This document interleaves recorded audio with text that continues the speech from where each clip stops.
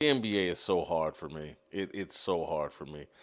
Steve Kerr and Doc Rivers, two gym coaches, is basically what they are. These are guys that wear whistles around their neck and coach basketball. Oh, what was the name of the coach in the White Shadow, Steve? Ken Howard, Coach Ken Reeves, Coach Reeves. Coach Reeves. Yeah, this is Coach. Scap, you familiar with the White Shadow? Do you know what the White Shadow is? Yeah, you're a basketball guy.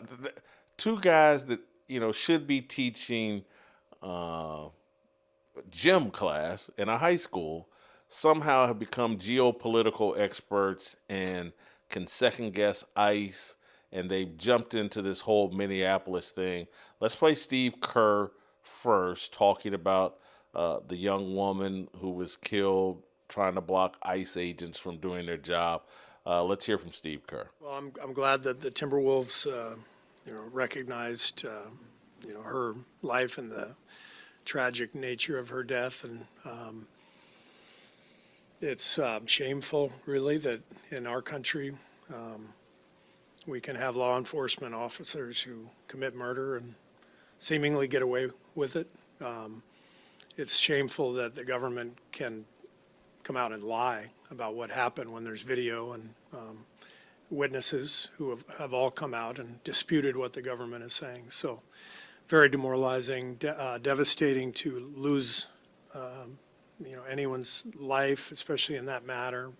So it's terrible, terribly sad for her family and for her and for that city. And I'm glad the Timberwolves came out and expressed that sadness. What happened in Minnesota was a straight up murder, in my opinion, and it's awful. This lady was probably trying to go home, and she didn't make it home, and that's really sad. So, the whole ICE thing it's a travesty. It's clearly, to me, we're attacking brown people, and I just happen to be brown. And I don't think it should just be brown people who are upset at this. I think we all have to be. I don't care what side of this thing you are on politically. What's going on in our country right now is absolutely wrong as far as the race stuff. The politics, I'm not going to get into. The race stuff, I will. And it's just wrong, and we have to do something. But the only thing we can do right now is keep speaking up, because it doesn't seem like they care. And that's troublesome. Last thing I'm going to say, because I don't want to stay on this, but I could. I keep thinking about kids. And when I grew up, the president was always the role model. And I think about that and the effect of being a bully, lying. How is that good for our kids? And that worries me for our future. So, Dumb and Dumber here. Who's the dumbest, Steve? Steve Kerr or Doc Rivers? Well, I mean, again, that's the old question: what's worse, gonorrhea or syphilis? I mean, neither are good. Stuff like this used to, I don't say upset me, but it would perturb me. But my attitude is this now: when athletes or people of this ilk say, "Well, I have a platform, I have a responsibility to speak out," and I said, I can't argue with that. But however, guys, I have the option to tune you out. Honestly, I'm not even so sure why they're speaking out on it. Here's the thing that's maddening, Jason. I know you were a guy that could be known as a master provocateur.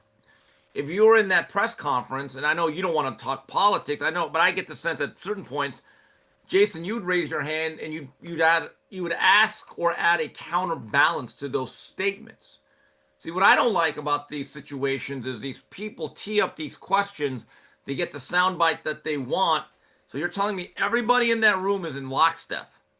Like they're all going to agree that nobody's going to raise it, and give a counter or a differing viewpoint. That's the thing that does frustrate me. Bad business. I don't get it. I don't understand why Adam Silver allows it, other than these leagues are mouthpieces for leftists. They're part of the propaganda machine for leftists. Scap, your thoughts?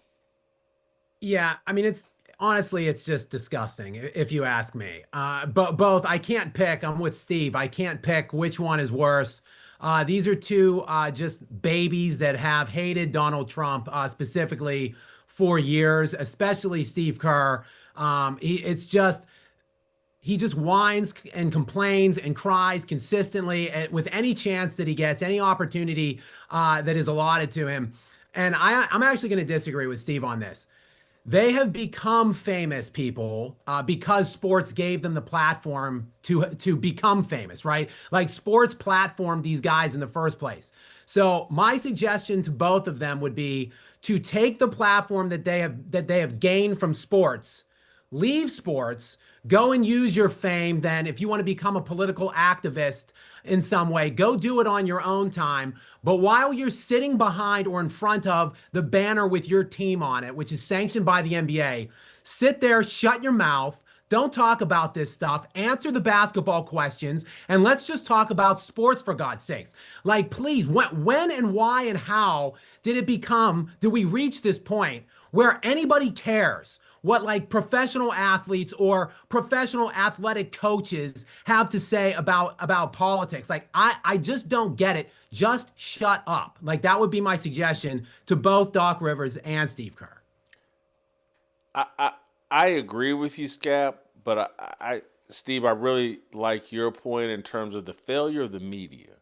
Doc Rivers is arguing that this is an attack on brown people, and no one's hold on. Renee Good is a white woman. What are we doing here? and and these immigrants that are coming in are actually moving into and causing more chaos in black communities, taking jobs, living off of government. They're making it more difficult for people that actually were born here, have a long history here. Doc is painting this as some sort of racial issue rather than an American issue. And for this woman, this white woman, to think it's her job to make it easier for people to move into this country from other countries, bring a different culture from other countries, hop on some sort of government funding and or pull off daycare scams that total in the hundreds of millions of dollars.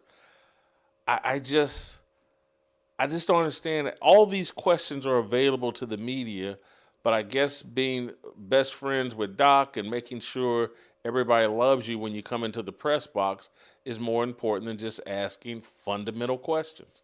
Yeah, it is. That is the downfall or the pratfall of access journalism. But guys, I remember like during the bubble, when the Jacob Blake situation took place in Kenosha, Wisconsin, the Milwaukee Bucks made this big show of walking out and boycotting that night's game, and the bubble was in question. I remember that. And I've always thought, okay, so maybe I should look up the roster. And I've always wondered, did any of those players on that Bucks roster ever do anything besides just sit out a game? Like, did they set up a STEM program? Did they set up anything? Did they actually invest in the community and set up their own buy real estate to create? No. All they basically did was, we're not going to play basketball. And back then, everyone had to pretend like, wow, that's courageous. Really, not doing your job while most of America was not allowed to do theirs. That was framed as an act of courage by a lot of people. But if you look back from 2020 and now we're in 2026, someone has to show me something tangible that any of those players or even that organization did in reaction to Jacob Blake.